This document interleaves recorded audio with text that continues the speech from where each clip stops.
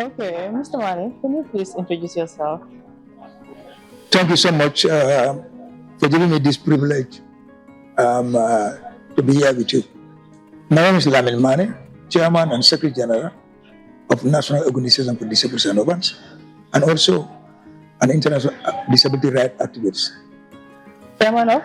National Organization for Disabled and Orphans, Okay. NODO in bracket, Oh, okay. NODO in bracket, and also an international disability rights activist.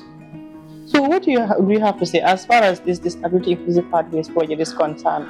Because we've seen just recently they have launched the project, and we've also attended different meetings and different programs as far as the project is concerned. So as a chairman of NODO, what do you have to say with regards to it?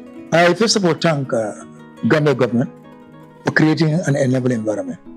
Because without creating an enabling environment, all these things would not happen. I thank them for that. But yes, still I thank the European Union for coming up with this funded project called Disability Pathway Project to empower children with disability to access education, which is a fundamental human right, and technology as well as play.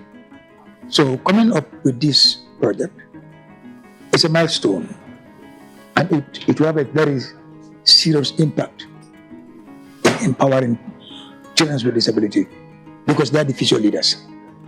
Because most of the children with disabilities are left behind. So bringing this inclusive pathway project, meaning no child should be left behind. We all need to move together. And it's the only way for them to become an independent person, because they are the future leaders. They will be able to have unemployment, access to decision-making body. They can build their own family, and they can contribute their quota to the socio-economic advancement of the country. We believe with this project, with this funded project, it will change the lives and aspirations of children with disability today and tomorrow. Okay, so we've also seen many projects that have been implemented, but the sustainability is the problem. So as a partner to this project, NODO, what do you think can be done for this project to have a long-term impact? Yes, that's a very good, important question. And then there are only so many ways to sustain the project. First of all, if the project won out, we believe the stakeholders as well as the state as a duty bearer should be able to chip in as they are doing before, to making sure that it is sustainable. Because the only lacking of the Disability Act, the implementation, is financial problem. As long as the government is able to pump more resources into the implementation, states should be able to sustain that project by the time the project won out.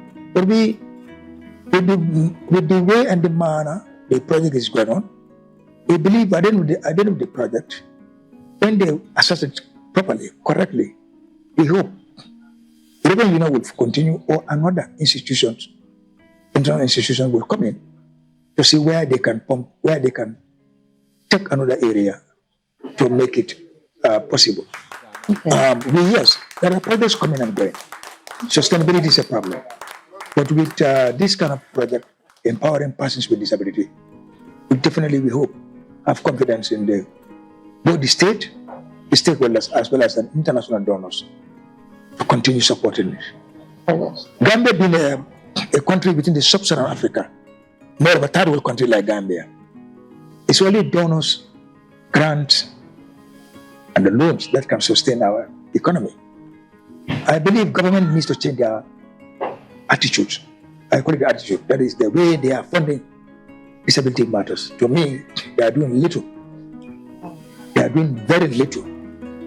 Out of 100%, they are doing only 10 or less than 10%. To me, they need to change their perception towards that area. The areas should be funded well, because they are the most vulnerable one within the community, persons with disability. They should stop this kind of funding, like $4 million for persons with disability, when we have 400 to 500,000 disabled in this country. That's a small amount of money. Okay. And by going through the implementation of the Disability Act, if they continue to do what they are doing, I doubt if they can sustain this project. But I hold them, and I call their attention to fully be committed to do more in that area, in that sector. Empowering persons with disability, more particularly children with disability, is something very paramount, very important. It's the only way to empower them, and it's the only way to eradicate poverty, and it's the only way to stop them being in the street begging. Otherwise, most of them will be in the street begging.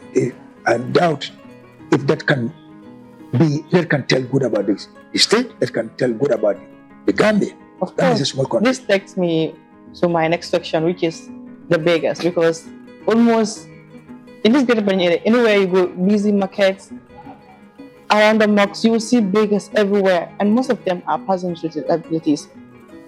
So, as the chairman of NODO, what do you think can be done to reduce this?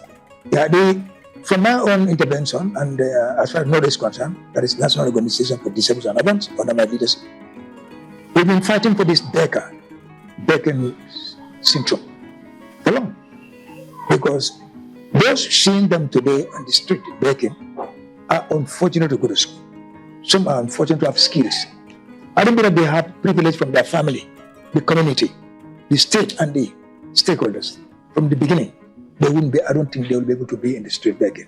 But because they've been marginalized, they've been segregated, they've been neglected by the family members, by the community, by the state and the stakeholders. That's why they see themselves in the street begging. But they never want to be a beggar in the street. Every human Gambians, particularly persons with disability, wants a dignified life. If I can do it in my time, in 60s, 70s, how about today's generation? With the good technology, with the good improvement of the environment, I believe they can do far more than me. But because they were not fully catered, but because they were not catered at a level from the family, the community, they continue to marginalize them. They think they worth nothing. So they end up seeing themselves nothing at the end of the day, and they have to survive. So it starts from the family. Yeah. The marginalization, the segregation, the negligence start from the family. I take the example of myself. Look to my mother and my father alone, I will not be where I am today, to be honest with you. Oh. No, it's because of God and my grandma. Because I was born normal. Oh. Playing football, age of 11 years, I got polio in 60s. Oh. But my grandma stood by me and said, no, that's not the end of my life. She will make sure that, I do something so that tomorrow I can be independent person. But my mother doesn't have confidence in me. My father the same. They end up even pushing me to my grandma. And they end up taking care of my siblings. Is that fair? Oh. So if left to my mother and my father alone, and my uncles, I want to be where I am today. But thanks to God and my grandma, and other Gambians who knows better about disability. People like late Habib Faye, late Father Goff, people like Bibi Dabo, the vice president. Oh. Let me tell you, it contributed massively to my education and to my employment as well. Bakari Njai and others, I can name them. Those are not part of my family. They were full of confidence in me. They said, even my uncles, when my father died, I was going to school.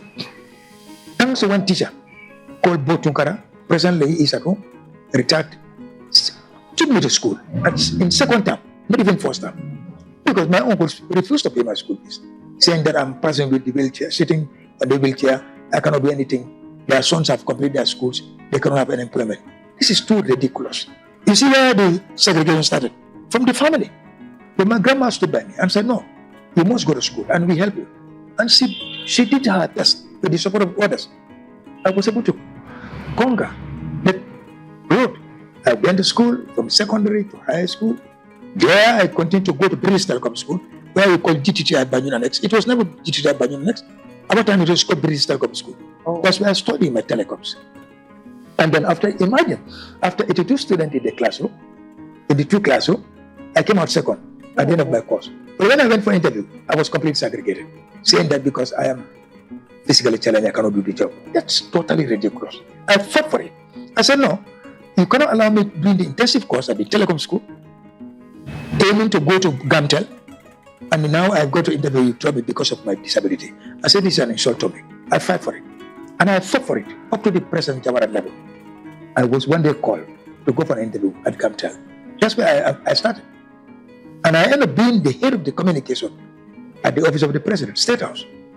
So if I can do it at that time, I'm just giving an example. How about today? So children with disabilities should continue to be empowered. Every person with disability needs a dignified life. We don't want to be in the street begging. If I can do it, I believe they can do it. Going to the presentation at the National Assembly, currently there is no person in the National Assembly. What do you have to say with regards to what an important question is that? Yeah. What do you have to tell the government? As an activist traveling all over the world, a person with disability, that was completely segregation, completely marginalization, and completely negligent by President Adama Barrow's entire administration. Let us call a spade a spade. He knows me. 11 years before being the president, and he acknowledged it. And he said, I always hit the nail on the head. He called me that name because I said the truth, nothing but the truth. Thank God, first term of his office, we had one representative in the House of Parliament, which was a very good achievement. But at the end of the day, in 2021, when I stood as an independent candidate to challenge the authorities to challenge the entire nation, that if able can do, person with disability can do. I stood as an independent candidate. I know I didn't come to win. But I came to show to the whole world, particularly Gambia, sub-Saharan African, third world country like the Gambia, that disability is not inability. If you can do it, I can do it. You drive a car, drive a car. Do you know that? You have a family, I have a family. And so we are all equal. Under the eyes of the Lord, we are equal under the law of the Gambia. But 2021 after the election, Barrow killed Gambian disability fraternity. Because having been that the first draft constitution passed, through. It was 2020? 2020. Oh. If that one goes through, it is still under the carpet. President has no power to eliminate us. It is already highlighted in that disability, in that draft constitution, that persons with disabilities should nominate 2 of their members to be represented at the parliament, whether the president like it or not. But unfortunately, that 2020 draft constitution never goes through. And Barrow, I call it the Barrow drafts in him, that he's going to nominate one out of the disability fraternity to continue representing us. But no, instead, he stopped it. He never appointed any of us to represent our fraternity, which is 10% of the population. He never, but he brought a rank and files. I call them rank and files. Those who even unfortunate to win on their own constituencies, who failed to deliver on their own constituencies. But Barrow brought them to replace them in the parliament against our will, of not nominating persons with disability, to propaganda, to continue his propaganda, to his political agenda, for them to support him so that he can nominate his own 5 people. And that's what he did. By removing any of our members, of not nominating any of our members, a population of 10% of the population. Let me tell you, disability in this country, they formed 10% before. Today they are more than that. If he has the audacity to remove them, then the president, I call President Barrow governance as somebody, as a government who doesn't care about the welfare of persons with disability. Let them stop going to the media, to the platforms, talking about inclusive of persons with disabilities, when they are not committed. As far as I'm concerned, I worked with President Jawara 11 years. So then Jama was a security 3 years before. And during the coup, I was part of the coup. I was the head of the communication. I worked with Jama till 2017. I worked with Barrow. Barrow and his entire administration cannot tell me about the importance of persons with disability in the governance. I know it. So by not appointing them, it's a total disappointment by the Barrow regime. But I think with our advocacy, I hope if he is able to cross the next election, he will reflect his mind and then nominate one. I hope so. And if he fail it, we'll consider to castigate him again. Particularly me, I will never spare him. But there are rooms of improvement. I hope they are listening, and I hope they will do what they are requested to do by appointing 1 or 2 persons with disability to represent us at the House of Parliament. That's where the banter is. That's where the decision comes in. So this is my final question with regards to this project. Like today's event, the stakeholder meeting. What do you think is the importance of this stakeholder meeting? It has come at the right time. Okay. It has come to inform and share ideas, how the project is going on, and what is left behind, what we can do together. You know, by funding the project and its implementing partners alone cannot do it. We need stakeholders. Those stakeholders are very important, they're very paramount. And then the implemental partners are also paramount, so that both of us can realize the importance of this funded project and a way forward. This meeting today is a very good meeting, and we hope to gain more knowledge, and we hope to share more ideas so that we can move together and making sure that the project is sustainable.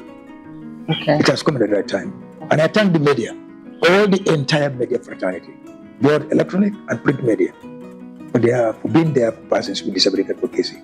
I thank all of them. Media, from the beginning, they have been supporting us.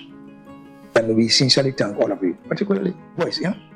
Your team. Thank you. Thank you so much.